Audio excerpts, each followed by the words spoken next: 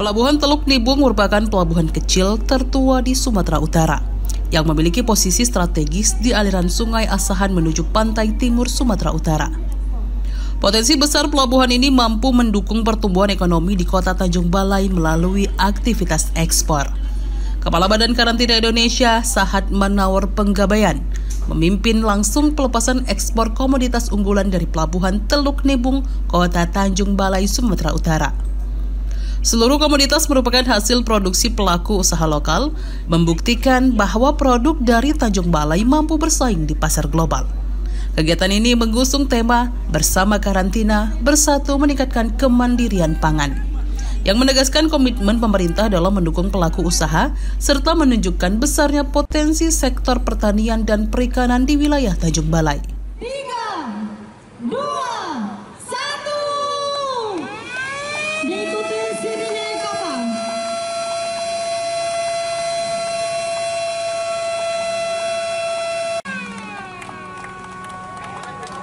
Strategis dari Tanjung Balai Asahan. Tadi kita memberikan sertifikat untuk menunjukkan bahwa barang itu disertifikasi di sini, tercatat di sini. Nah, kalau tidak bicara ekspor, itu selalu yakin bahwa urusan karantina dengan bea cukai sudah selesai. Ya, itu dulu. Jadi selalu kalau bicara ekspor itu dua-duanya sudah selesai dengan baik. Nah, kita sertifikasi dengan baik. Kenapa perlu kita sertifikasi itu menunjukkan bahwa barang itu sudah sesuai dengan yang dipersyaratkan dengan negara tujuan. Ya. Nah, tercatat juga dari sini, dari Tanjung Balai ini.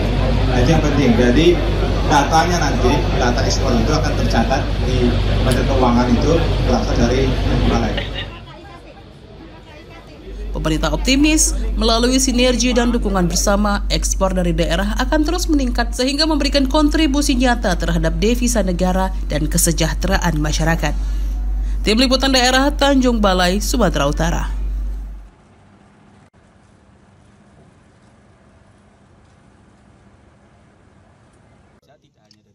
Kabupaten Tapanuli Tengah, Sumatera Utara, pernah menjadi pusat perdagangan antar benua serta pusat pertukaran kebudayaan, peradaban, dan lainnya.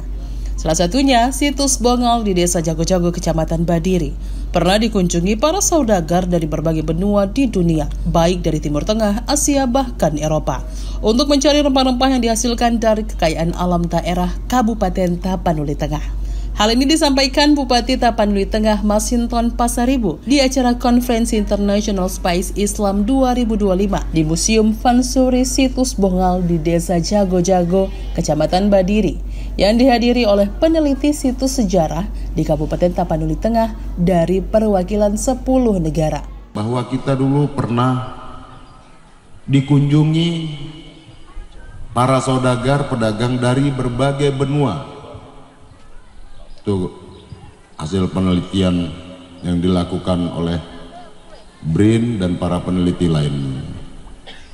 Kita pernah didatangi dari Timur Tengah, Persia, Mongol, China, bahkan Eropa.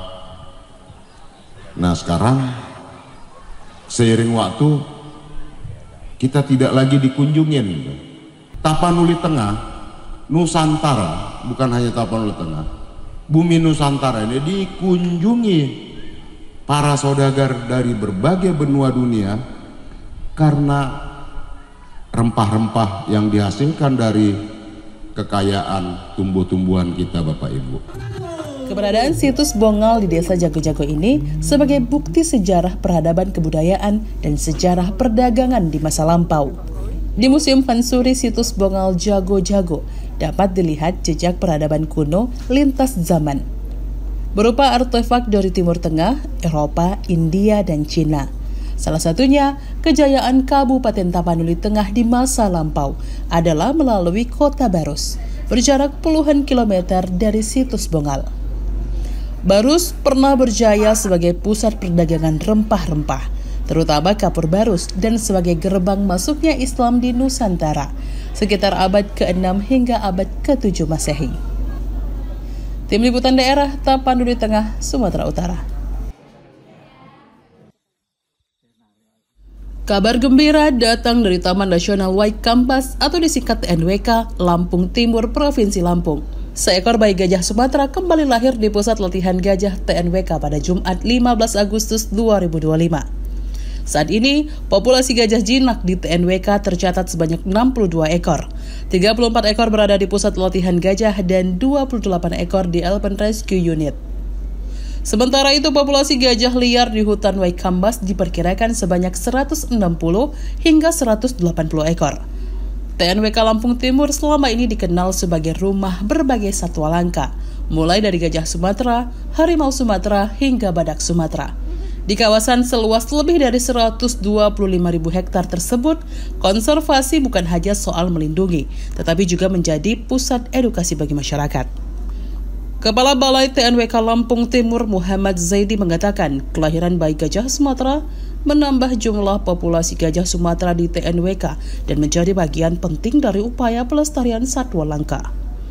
Bayi gajah jantan kini menjadi penghuni baru di kawasan konservasi TNWK dan menjadi kado istimewa untuk memperingati hari ulang tahun ke-80 kemerdekaan Republik Indonesia. Untuk gajah ini ya, lahir itu kemarin tanggal 16 Agustus ya. 16 atau 15 Agustus malam ya, sekitar jam 22. Itu kelahiran gajahnya di PLG, jenis kelamin jantan. Alhamdulillah sekarang kondisi dalam keadaan sehat. Ini gajah jinak yang ada di PLG, dari induk gajah Dita. Saat ini Dita umur sekitar 34 tahun. Ya, anak ketiga betul. Anak pertamanya namanya Queen, umur 14 tahun, dan anak keduanya sekitar umur 9 tahun ya. Balai Taman Nasional Waikambas mengajak seluruh masyarakat, khususnya di Provinsi Lampung, untuk turut serta dalam upaya pelestarian gajah Sumatera dan satwa langka lainnya di TNWK Lampung Timur. Tim Liputan Daerah Lampung Timur, Lampung.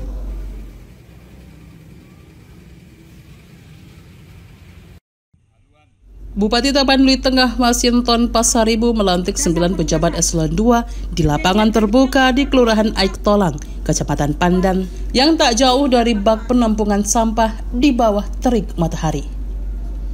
Pelantikan dilaksanakan di lokasi itu sebagai refleksi bagi pejabat yang dilantik bahwa untuk membangun Kabupaten Tapanuli Tengah dibutuhkan kerja keras agar daerah itu tidak tinggal kelas dari daerah-daerah lainnya yang ada di Sumatera Utara. Bupati Masinton Pasaribu menyampaikan alasan pelantikan pejabat tersebut di lokasi itu. Pejabat harus sering turun ke lapangan, bukan hanya duduk di belakang meja, sehingga mengetahui kondisi dan yang dibutuhkan masyarakat. Pejabat juga harus bekerja keras untuk memberikan pelayanan kepada masyarakat demi kemajuan Kabupaten Tapanuli Tengah. Ber-AC, maka ini kita adakan di ruang terbuka dekat bak sampah dan juga dekat dengan sungai. Artinya apa? Bahwa inilah kondisi Tapanuli Tengah. Jadi pejabat itu tidak harus di belakang meja, harus sering ke lapangan melihat kondisi daerah dan kondisi kehidupan masyarakat di Tapanuli Tengah. Nah, maka di situ ada bak sampah, ada sungai di belakang. Sungainya masih kotor karena sampahnya, bak sampah atau tempat pembuangan sampah, tempat pembuangan akhir itu, tempat pengelolaan sampah juga belum tersedia secara merata di Kabupaten Tapanuli Tengah. Orang buang sampah masih ke tempat-tempat yang bukan tempat sampah. Selain itu, pelantikan ini bertujuan untuk penyegaran bagi pejabat yang sudah lama menempati jabatan di instansi kantor pemerintahan Kabupaten Tapanuli Tengah.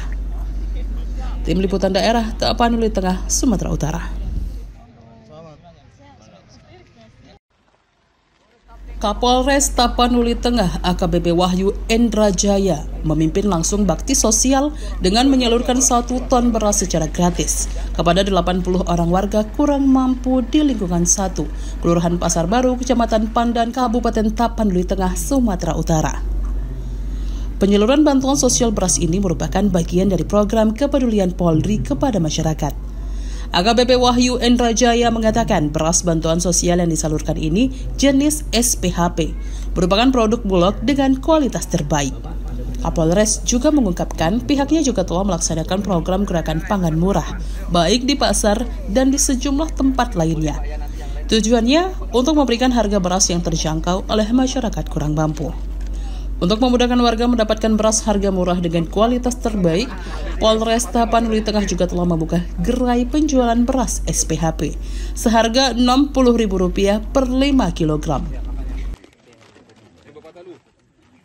Ini adalah program dari Polri untuk masyarakat.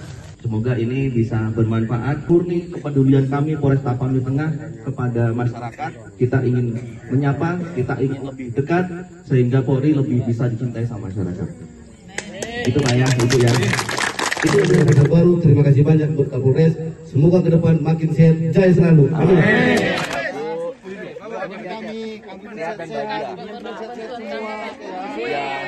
Kami penduduk Pasar Baru sangat berterima kasih sama bapak polisi, terutama Pak Kapolres yang berada di tempat ini. Kami tak bisa kembali kami budi Bapak, dan semoga Allah lah yang membalasnya sama Bapak dengan tugas yang amin ya rabbal alamin. Selain menyalurkan bantuan, AKBP Wahyu Endrajaya juga menampung keluhan masyarakat Pasar Baru terkait minimnya lampu penerangan jalan. Kapolres Tapanuli Tengah berkomitmen akan berkoordinasi dengan pemerintah daerah agar masalah tersebut teratasi. Tim Liputan Daerah Tapanuli Tengah, Sumatera Utara.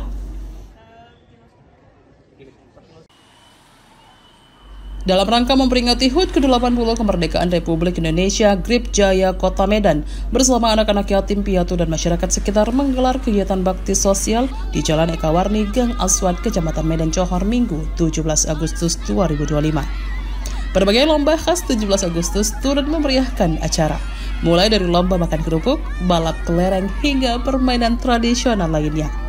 Pengurus anak panti Grip Jaya Kota Medan, Aida Khairani, menyampaikan terima kasih atas dukungan berbagai pihak dalam penyelenggaraan kegiatan ini. Aida juga memberikan apresiasi kepada Ferdi Senjaya Sembiring, pembina Grip Kota Medan yang turut berbagi rezeki untuk anak-anak panti. Kegiatan bakti sosial ini bukan hanya menjadi wadah kebersamaan, tetapi juga pengingat bahwa merayakan kemerdekaan dapat dilakukan dengan aksi nyata berbagi dan mempererat tali persaudaraan di tengah masyarakat.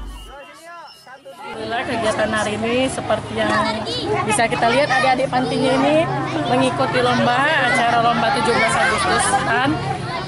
Ada lomba makan kerupuk, estafet, bola, terus lomba kelereng. Alhamdulillah adik-adiknya senang, berjalan lancar hari ini lombanya. Kita juga berterima kasih, saya dan anak-anak panti berterima kasih kepada Bapak Ferdi Sanjaya Sembiring sebagai pembina Grip Kota Medan yang berbagi rezeki untuk adik-adik panti bisa mengadakan acara yang benar-benar sangat meriah. Dermawan kita ya yang sangat tulus dalam berbagi santunan ke adik-adik panti, yatim, piatu, fakir, dan setiap Jumat juga dia berbagi nasi kotak berkah untuk adik-adik panti ini. Ada ratusan sampai ribuan anak-anak panti Bang Ferdi Sanjaya Sembiring. Pak Ferdi ini benar-benar sangat hebat bisa menjadi pembina Grip Kota Medan yang selalu kita dengar menjadi buah hati masyarakat. Alhamdulillah senang dan bermanfaat untuk alhamdulillah senang bisa bermanfaat untuk orang lain, bisa membantu orang lain. Kami ucapkan kepada Bang Ferdi Sanjaya Sembiring, terima kasih sekali lagi. Semoga Grip semakin berkah, jaya, dan sukses selalu. Tim Liputan Daerah, Medan, Sumatera Utara.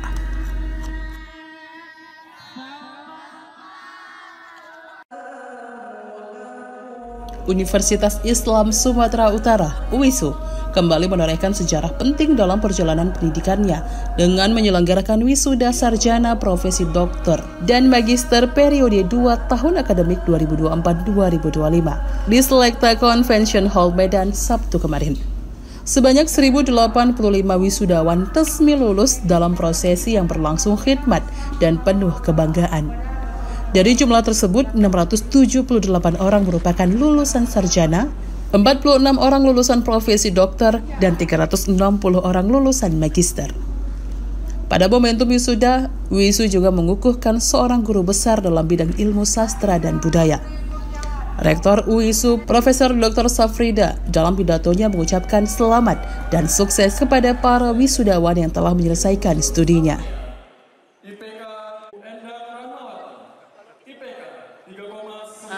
Rencananya kita akan membuka untuk program studi S3 itu untuk hukum dan pertanian, dan juga untuk teknik adalah S2. Seperti yang disarankan oleh Pak Prof. Matondang, Ketua Dakan Kaki, itu sekarang ini adalah S2 dan S3 menjadi ujung tombak bagi UISU. Karena UISU pada saat sekarang ini sudah 38 prodi. Kemudian yang untuk S3 itu ada manajemen dan ada sastra bahasa Inggris. Jadi menyusul Fakultas Hukum dan Fakultas Pertanian. Harapan kedepannya adalah kita akan melakukan pengembangan kepada laboratorium, kemudian pengembangan SDM untuk S3 dan guru besar, kemudian proses pembelajaran sudah OB. Ya, kemudian kita juga memanfaatkan kegiatan perguruan tinggi berdampak untuk mahasiswa, karena perlu mendekatkan antara stakeholder atau pengguna lulusan itu kepada UISU sendiri. Penghargaan juga diberikan kepada 2 mahasiswa yang berprestasi di event internasional, serta penyerahan beasiswa kepada 10 orang mahasiswa dari Ikatan Keluarga Alumni UISU. UISU akan terus melakukan pengembangan dan peningkatan seperti kualitas laboratorium, peningkatan mahasiswa melalui perguruan tinggi berdampak, kualitas dosen dan guru besar, kemudian meningkatkan kualitas pembelajaran. Tim Liputan Daerah, Medan, Sumatera Utara.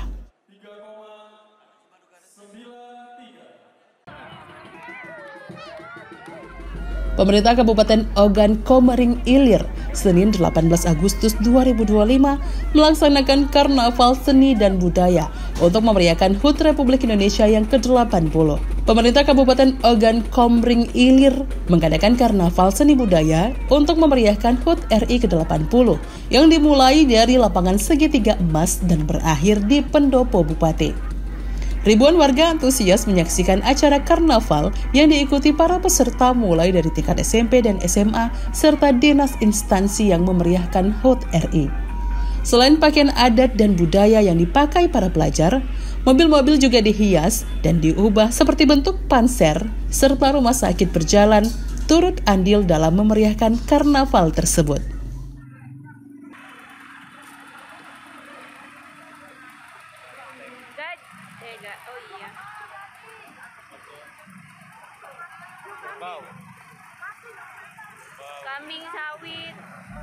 Tim Liputan Daerah, Oki, Sumatera Selatan.